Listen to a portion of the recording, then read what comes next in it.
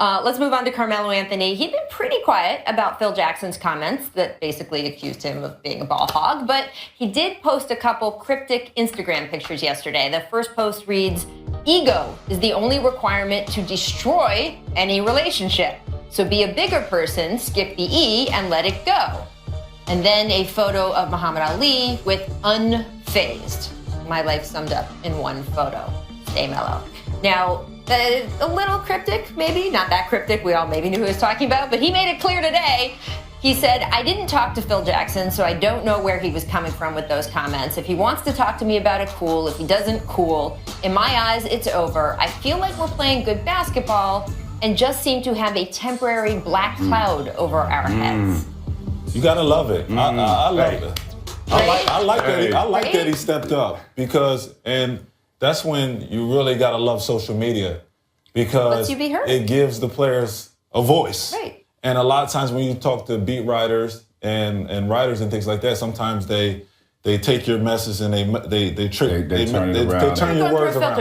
Even if everyone has good intentions and is good at their job, you are going through a filter. They this do way that. you can go direct. And a lot of the teams, they pretty much run a lot of these beat writers. So with social media, it gives a guy like Melo a voice and lets the public know that, hey, you know what, he's not cool with just what Phil just actually out there just saying words. That he called Phil out. Yes. I mean, I really do. I like that he is going back at Phil because he's caused some unwanted distractions to the team. Yes, they've been playing. They have been playing good basketball as of late. For the Knicks, they have been playing good basketball as of late. I did throw that in there. Yeah. And for all this to be circling around this organization based off of what Phil has been saying in the media, I mean, you're causing just unwanted distraction, throwing your best player under the bus and putting him out like that. I mean, that's not cool. I'm glad Melo came back at him like this. I don't think Melo was so happy with Phil's comments about his friend LeBron either. And he kept his tongue held then, and then this happened. And I think Melo's earned it, frankly. If he wants to come out and say, look, this isn't cool, he has earned the right to do that. And look, and Phil, too. I mean, when Phil made his comments and then Melo said what he had to say, that it wasn't right, or what he said about LeBron, I think Phil felt some type of way about that, too. Really? Okay. So you think this was a little bit more of a nudge in the other direction, power play, 100%. struggle, should not be happening within your own team. Just a thought. The Mavericks, bit of a free fall with a league worst 4-17 record. They'd love 14 wins, right? I don't know. Maybe if you're 4-17, that puts a coach in that what the heck, screw it mindset. But regardless, here's what happened last night against the Kings. Dallas had no timeouts left. Yet twice, Carlisle called a timeout anyway because he wanted to stop play and talk to his team. Of course, if you call a timeout when you don't have one, you get a technical, guys. You get fined $2,000 each time. But hey, you do stop play. So I don't know, Tracy, is this a next level genius move or is Carlisle kind of lost it at this point? They still lost by 31. It didn't do anything. That's why he was calling them damn timeouts. Yeah, he was trying to figure out something else. I've never seen that before. Listen, man, for a coach to call timeouts when you know you don't have any more timeouts, that lets you know how bad y'all playing right now. Right. And this is an embarrassment. If I'm a player on this team, we got to have a meeting. We got to come together and figure something out because our coach is calling 2 timeouts that we don't have. Yeah, and I always knew Rick had a dry personality. You played for him. I played for him in Detroit, and a lot of times I think with the organization, they always said, hey, he can't relate to the players. And what he did out there, I never seen anything about it. I wonder what was his message to his guys in that locker room because you really can't, there's no strategy to what he did. I played with Jeff Van Gundy. Right. I played for Jeff Van Gundy. And I'm used to him calling timeouts 20 seconds into the game if you mess up a play or mess up an assignment. But not when you he had them. Not 2 times. He had them. He gave it to us twice, though. Right. He called 2 timeouts. Right. And but he didn't have any. I know. What was that all about? Well, this was a couple nights ago, and he said afterward, he goes, let's be honest, you're never really out of timeouts because you can just do this That's and that get the dry technical humor. and, I told you, that's and all that of dry that. humor. I don't know. If he has $4,000 extra, though, we probably have some suggestions of other ways he could spend it besides on all these technicals, but that's just me. All right, we have to take a quick break, but still to come on the jump, we have sound from another coach who went off after a loss last night. And I'm going to pepper Rick here for some Michael Jordan stories from the time we were back in D.C. all together. You won't want to miss that. Look at that video. Aww. Hey, Mac, was that against you? Was you in New York at that time? Man, hell no. Oh, okay, I'm just making sure. Mm-hmm. I know you still can't remember what happened in Orlando, so I want to make sure you can remember that. I don't remember, man.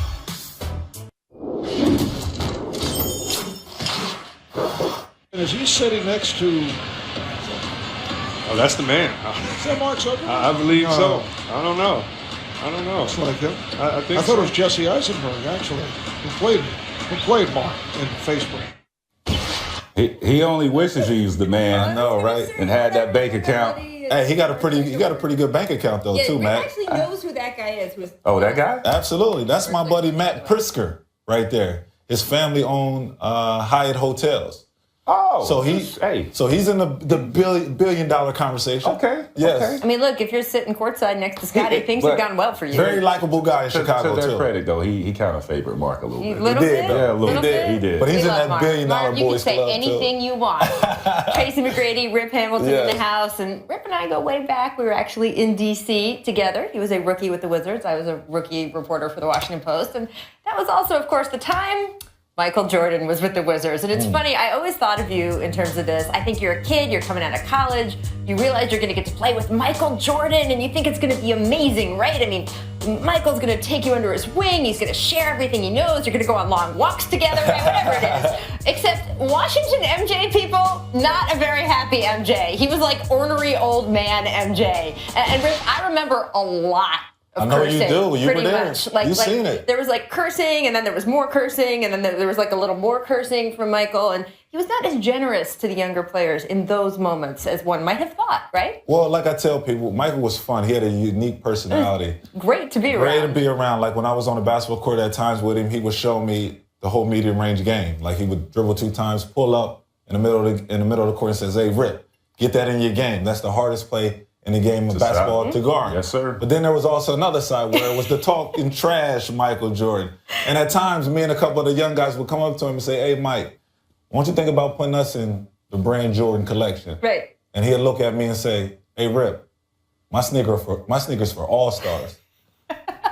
And at that time, I'm like, wow, Nice. like really? And then my other young fella, I don't want to say his name, and he would say, "Hey, Mike, what about me? Put me in your sneaker." And then he'll say, "Your game is not to the liking for my sneaker. Not good enough for the Not sneakers. good enough for Your my game sneaker." don't fit my sneakers. So, I mean, but that was the whole big talking Yo. trash with Mike. So you just had to have thick skin with him. And I told him, Did "Hey, you go you know home what? that day? How did you feel when you went home that day? You know what? I went home, I looked myself in the mirror, and I said, Rip, we're going to be all right." Right. Because I'm going to come back to MJ. And I did. After I made the All-Star team, Are I you came serious? back to him and I said, "Hey, M, now I'm an All-Star. Now you got to put me in Look, that sneaker. man. Now you got to pay me the big bucks." And I'm he did it. I'm just glad that the guy he said his game don't fit my sneakers. Oh, my The goodness. question mark guy? Right? Oh man. Right? Hey, hopefully he had tough skin too, but he didn't play too long. What people in the don't end. understand, even Mike at 38, 39, Still on Michael that, Jordan. he was still a bad boy. He was still a bad boy. Got Right. 50 that year. You played against He him. had like 40, like 8 times. Yeah, I played against him. And I didn't have no sympathy for Mike, at that age, because he was still good. I tried to go at Mike and hit, 40 or 50 every time I faced him, because that's Michael Jordan. He's a competitor. Now, he wasn't Chicago's Mike, but he was still damn pretty good. As you see, he fouled me right there, and I still made that shot. They wasn't going to give you, and they wasn't going to give you the They call, weren't going man. to give you the calls, They so you wasn't got to gonna follow through anyway. Not at all. And again, we're going to leave out the cursing because this is a family show, We but are. it was weird that last year because he knew he was going to go back to the front office. So he was a teammate of yours, right? Yes, he but was. he knew he was going to go back upstairs, and he would say to you, It was weird because, you look up to Michael Jordan. Michael Jordan's the greatest player of all time, and he was my idol growing up. So get an opportunity to play with him knowing that next year he was going to go upstairs and he's going to be the guy actually signing the check. you think, hey, you're going to get good with the boss. You got to get on. So I told the guys, I said, be careful now. Be careful of what you say to MJ. Don't talk trash to him. Let him win every conversation because he's going to be the man that writes our checks. Absolutely. So we got to stay in our lane. Yeah. And, sometimes he was nice about that. 100%. Sometimes less so, but that's okay. I want to move on to another coach who was quite vocal last night. We've already brought up 2 of them. Alvin Gentry will now be our 3rd. He was plenty frustrated after the Pelicans lost to the Sixers last night. Philly snapped a 23-game road losing streak. You don't want to be the team they do that against. And afterward, Gentry snapped at a reporter who asked him about his job security. Take a listen. I really don't give a about my job status. I'm gonna work hard and I'm gonna coach until the day they tell me I'm not the coach here anymore. It doesn't matter. I don't ever worry about that. That is not anything that I spend 5 seconds worrying about. My worry is that how do I get the guys in the locker room to play at the level that I want them to? That's where all my effort goes. It doesn't go anywhere else. Listen, man, it doesn't matter who comes in and coaches this team. That's a depleted roster. You got a lot of these guys shouldn't even be in the NBA. I mean, you know how you go to some live shows and they like to put in fill-ins? You know, that's what these guys are on this roster. They just fill in the roster. That's all they are. That's losing, and that's losing basketball. Anytime you start talking about your job, right? Hey, sometimes I think he was going into a job and think he had the same personnel from the Golden State Warriors. Absolutely, because he had shooters, especially there and also when he was the coach at the Phoenix Suns. Now you go to a team, you're 29th in the league in three-point percentage. He doesn't have the personnel. You and I agree on this, and we don't think he's been set up to succeed. We've talked about it a lot, and Alvin's great. I mean, he's a great guy, and he connects with players. Is there something, though, if you have the top 10 player in the league, you have to do something a 100%. Little bit more than what they've been doing? I mean, they're 7 I agree. 16. Mac is probably on management. It's all management. You got to get him better players. That's it. I believe if you're a top 5 player in the league, you have to be at least an 8th seed in the playoffs. If you have a top 5 player in the Western Conference, I believe that. Yes, not happening. All right, it's time for a very special edition of Distant Replay from this date in 2004. Tracy, do you know what we're talking about? Well, my Chinese fans let me know. Hey, they let me know it's the 12th year anniversary. 13 points in 35 seconds, the young people. Mac right there. That was so good. Look at that. And everybody on the court knew. That's amazing. No. Mac, my Chinese name is Mighty. So. No, Mac, do you understand how good you were? Sometimes when I talk to you, you don't believe how good you were. Yesterday, right? And whenever I introduce him, I say, oh, this man's going into the Hall of Fame. He gets all blushy. Look at your numbers. They are insane. Because it's funny, when I see guys like KD, Kevin Durant, and people are like, oh, these guys are the greatest wing players that ever played this game. I said, do you remember Tracy McGrady? Do you know the guy that can play? In 35 seconds. I mean, come on, man. Really, dude. Pat yourself on the back every now and then. You pat it for me. Oh, baby. This commercial break is going to be longer than that. We'll see how much he scores over on the hoops. We'll let you know when we get back.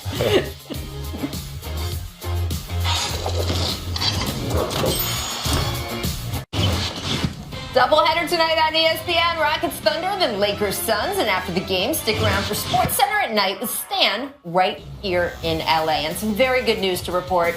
TNT's Craig Sager has been named one of the 10 inductees for the Sports Broadcasting Hall of Fame. Frankly, I'm a little shocked this didn't happen a long time ago. Right? Craig has had the most incredible career, people. He's not just been a sideline fixture on the NBA for 2 decades. He's done so much more. Did you know that the day Hank Aaron broke Babe Ruth's all-time home run record, Craig was a radio reporter. He actually ran out onto the field and he rounded the bases with Aaron. It was amazing. Wow. He is a great father, a great friend. And Craig, love you, loved your family, and keep fighting the good fight. That's the GOAT, man. Greatest of all time. Absolutely. Absolutely. All right. It is time for Make or Miss. And our first make is long distance. Kyle Lowry made this three-pointer last night from 31 feet out. That's deep. So long. Yes, it is. I mean, look, if we had a 4-point line, Nah. I would have done it. No. Most kids can't even make that shot. That's just teaching bad. But that makes you special. No. Bad basketball. Mess up the game doing One that. day, Everybody be out there. we might get there. Everybody. We My might get 5-year-old there. kid out there trying to shoot threes right now and can't reach the rim. Steph already messed the kids up. Yeah, this has to stop. Oh, come on. It's so much fun. Miss Boredom. The 76ers completed the water bottle challenge. Here is a look at it. And I would say Joel Embiid actually did it on his first try. Are you surprised, Tracy, people are still doing this? It's Yeah, gone on I for a am. while. He kind of hates it, though. But guess what? We're about to do it. What we got? Right now. Wait, what do we got on this See, first? what people Do we don't got something on realize this is first? Yeah, I already got you for 100. Okay, hold What on. we got? Bet it back. There's no. money on this. We gotta bet that back. Put that out. Is gambling legal in California? that's watching the show. You owe me 100. That's what we Look, run out you of got content. When you run out of That's content. 100. That's 200. 200. Yes, sir. Oh, I'm up 100. back. Come on, man. We got time. How much time we got, Rachel? Hey, man, you We stay got on your like side. 30 seconds here. I gotta add this up right here. Mac hates this, so I'm only. What are we doing We've right gone now? off Hold on, the just rails. wait. I just want to Hey. point out that when we up started 100. this, No, we Tracy even. was like, That's two. I'm not That's doing three. this. Okay, I'm come on, not get doing three, this. two. This is stupid. My kids do it. As soon as Rip said, you want to go for 100, Oh, tied up, this man. has been going on in the studio for 45 seconds. How much time we got? Oh! 7, 6, 5. It's Come on, so man. clearly Friday, I can't even tell you. Have a There you great go, man. weekend, Hey, everybody.